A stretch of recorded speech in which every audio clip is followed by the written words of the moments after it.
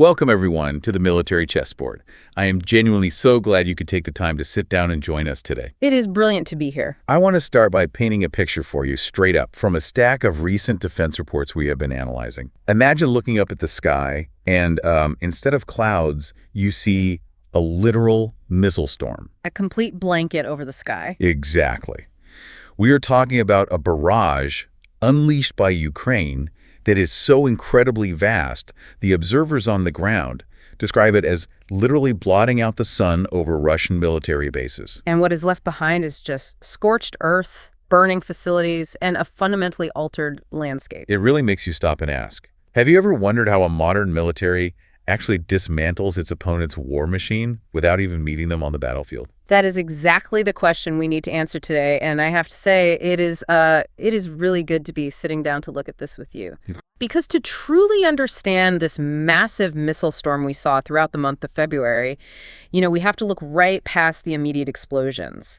What we are really looking at in these recent sources is a highly calculated, almost mathematical dismantling of an entire industrial supply chain. And that is exactly our mission for this deep dive. We have gathered a massive stack of recent defense reports, detailed satellite imagery, and on-the-ground updates to bring you the full picture. You're spot on. We are going to unpack together how Ukraine is systematically targeting drone factories, missile plants, and command centers situated deep, deep inside Russian territory. This represents a fundamental shift in their military strategy. So let's get straight into it. I reckon that is the best place to start. We need to look at the occupied regions of Donetsk, specifically focusing on the Russian 5th Combined Arms Army near the settlement of Novopetrivka. The reports show Ukraine used these incredibly powerful American-made guided weapons, specifically the Army tactical missile systems, for this strike. But for those of you listening at home trying to visualize this, how much of a punch do these weapons actually pack? It is a phenomenal amount of destructive power. We are talking about a guided missile that carries a 230-kilogram explosive warhead. 230 kilograms. Yes.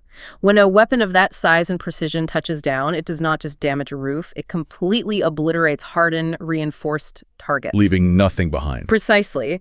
In this specific simultaneous attack, the satellite imagery shows that Ukraine wiped out an entire command center, several key ammunition depots, and multiple unmanned aerial vehicle control points, all at exactly the same time.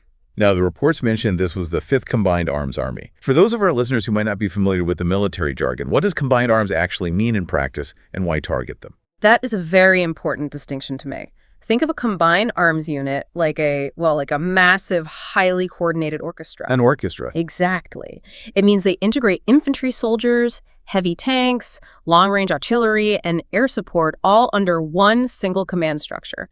They all work together. So they are highly reliant on that central leadership. Spot on. And this specific army is the one that oversees Russian forces operating in southern Ukraine.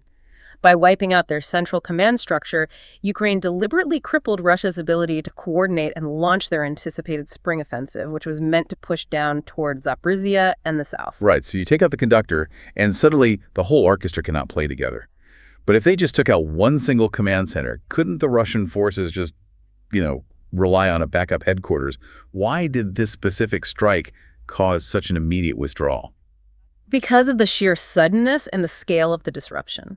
When a command center is reduced to rubble without warning, all the communication lines just go dead.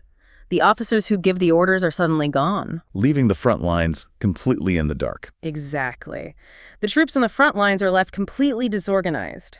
This confusion created a vital window of opportunity, allowing Ukrainian counterattacks to step right in and force those Russian troops to withdraw from what would have been their key launching points. The tangible results on the ground are honestly quite remarkable.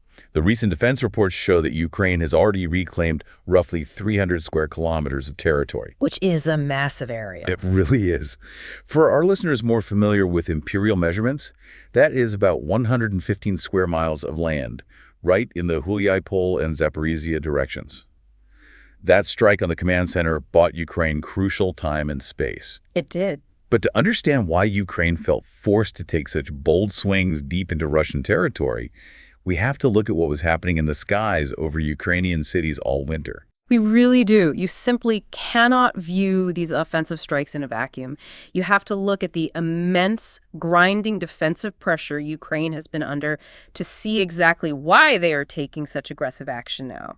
They have been putting in the absolute hard yards just to protect their own airspace. Let me read you these numbers released in official statements regarding just the 3 months of winter, because they are difficult to even wrap your head around.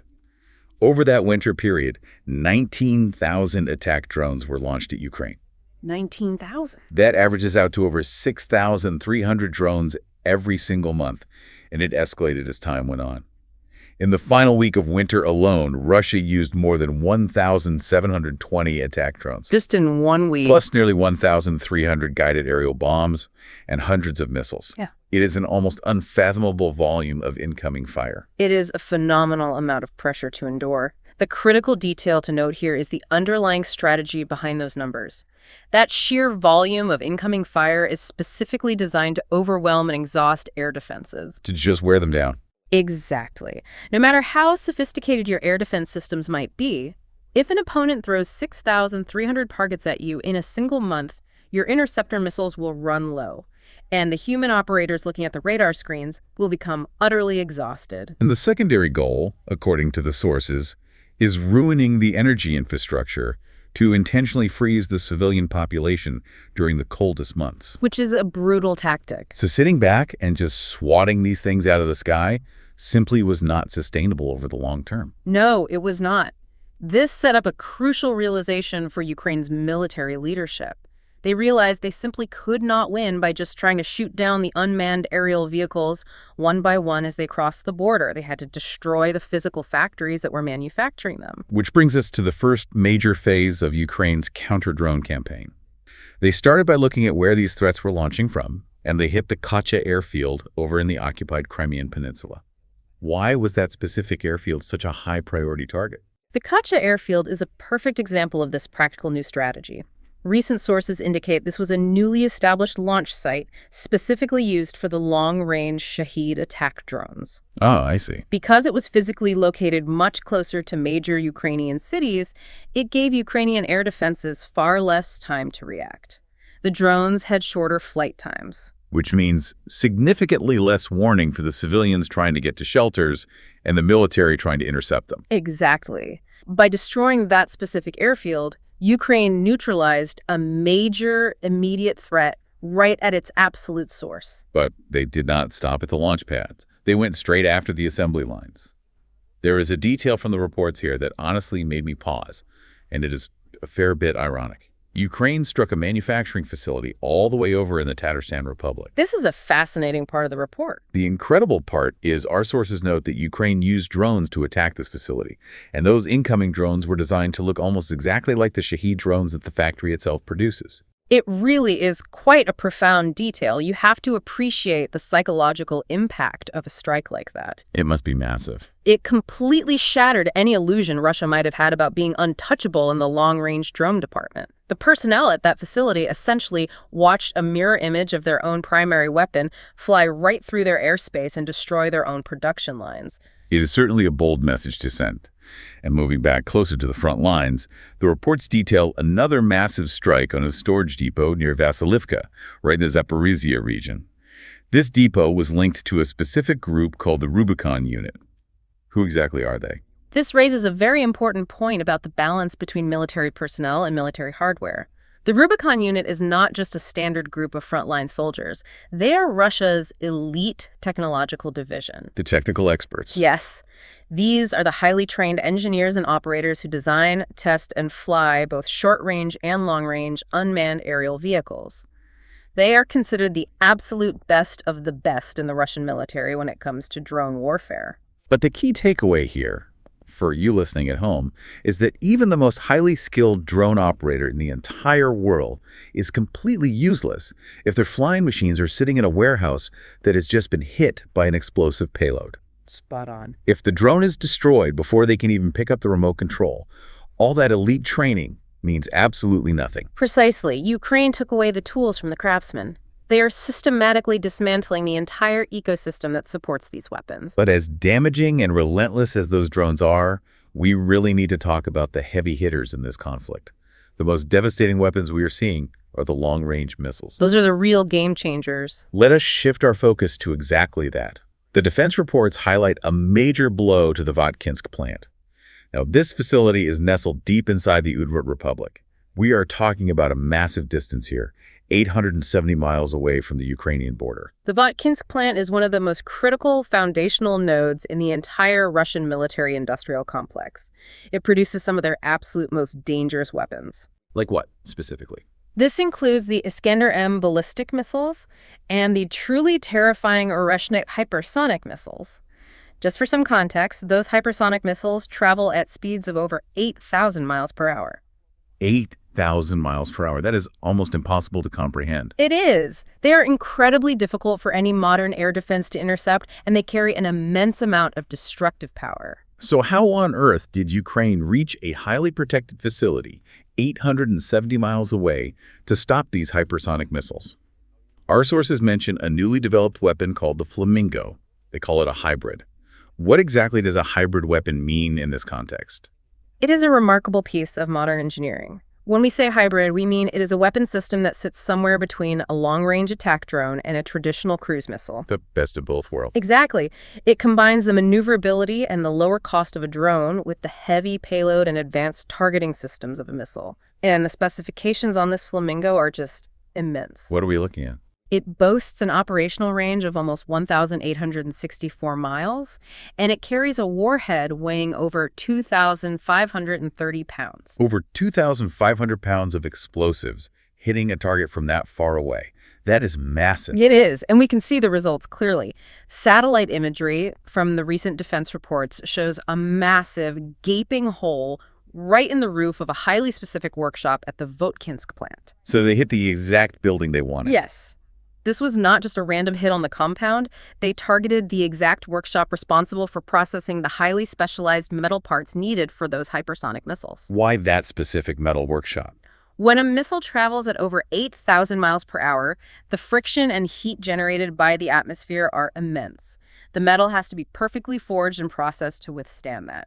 You cannot just replace that kind of highly calibrated manufacturing machinery overnight. So, for the listener trying to make sense of the daily news and what this all means, how does this one broken workshop affect the wider war? Well, the defense reports note that Russia is currently burning through its missile stockpiles at an unprecedented rate. They saw a 113% increase in missile usage during February alone. And that is exactly where the math catches up with them. If we connect this to the broader picture, it forces their entire strategic missile campaign to slow down. Because they simply cannot make them fast enough. Exactly right. If you are firing weapons faster than you can ever build them, and suddenly your primary factory is dealing with a 2,530-pound hole in the roof of its most important workshop, your military planners have a massive spot of bother. They really do. They have to start rationing their strikes. It fundamentally alters their capability to wage a long-term war. It is a mathematical certainty. You simply cannot shoot what you do not have. And Ukraine did not just stop at one plant. Throughout February, they executed this staggering rapid-fire sequence of strikes across Russia's industrial heartland. It was a very busy month. Extremely. But instead of just listing off a dozen cities, let us look at the map and group these targets by what they actually do. Let us start with the brains of the operation. The reports mention the progress plants located in Cheboksary and Mishurynsk. Right. Those facilities in Cheboksary and Mishurynsk are the absolute brains of the weapons. By hitting those specific plants, Ukraine destroyed the production lines for military electronics, navigation systems, and crucially, gyroscopes. Why are the gyroscopes so important? A gyroscope is what tells a missile which way is up and how to adjust its flight path while it is in the air. Without those gyroscopes, those expensive ballistic missiles literally cannot navigate. They cannot find their targets. Okay, so that takes care of the brains. What about the brawn, the actual explosive power? The sources highlight the Medifrax chemical plant in Perm, along with facilities in Vinomysk and Voskresensk. Those strikes are all about taking away the brawn. Those chemical plants produce vital explosive precursors and complex chemicals like methanol and synthetic resins. Synthetic resins. Yes. Synthetic resins are absolutely essential binders used in creating the explosive charges and the solid propellants for missiles. If you ruin the chemical plants, you cannot mix the explosives. And finally, you have to actually propel these weapons. The report shows strikes on the Red Kino facility, taking out fuel components specifically for cruise missiles. They also highlight strikes on the Atlant Aero plant in Taganrog, which makes the Orion drones, and a synthetic rubber plant in Yefremov. Why target synthetic rubber? It sounds like a strange target until you understand solid rocket fuel.